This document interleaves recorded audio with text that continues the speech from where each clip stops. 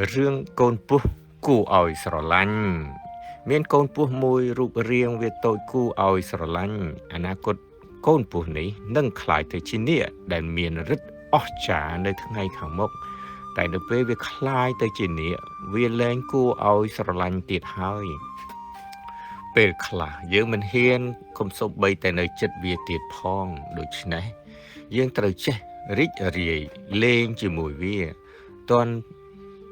ពេលដែលវាកំពុងតែនៅខ្ជូតគួរឲ្យស្រឡាញ់នៅឡើយ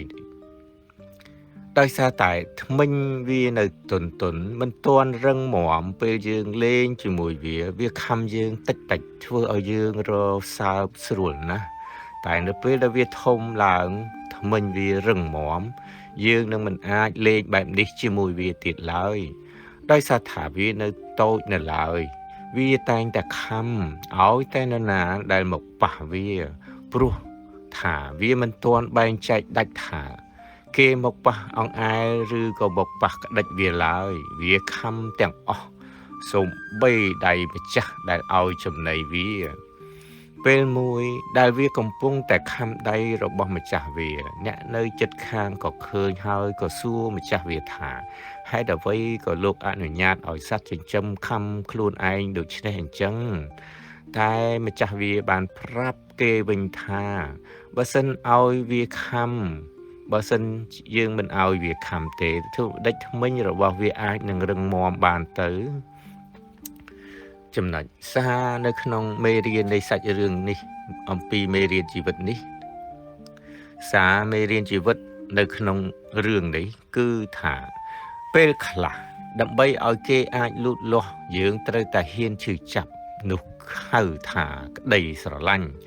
ការឈឺចាប់គឺចេញពីសេចក្តីស្រឡាញ់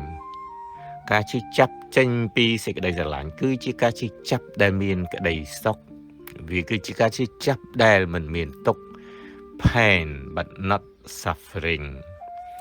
ក្តីស្រឡាញ់បំលែងការពិបាកនិងឬការលំបាកទាំងឡាយឲ្យទៅជារឿងដែលនាំឲ្យមានសេចក្តីសុខនៅក្នុងទុក្ខលំបាកនៃជីវិតក្តី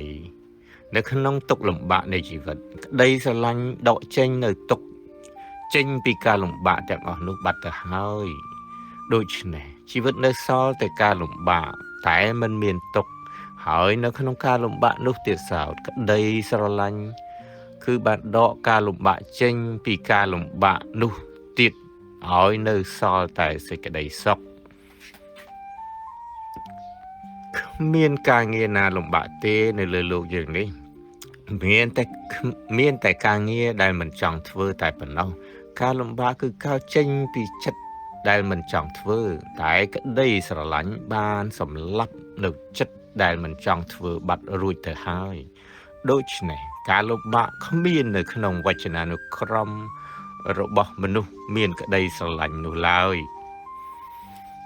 បាទសម្រាប់បងប្អូនដែលបានអាននិងស្ដាប់នៅសំឡេងសៀវភៅសំឡេងខ្លីៗរបស់យើងខ្ញុំរួចហើយប្រសិនបើបងប្អូនមានបំណងចង់ស្ដាប់និងអានមេរៀនពេញនិងសំឡេងពេញលេញតែម្ដងបាទសូមតែចូលទៅកាន់ website trasdeng.com បាទយើងសរសេរ TRAS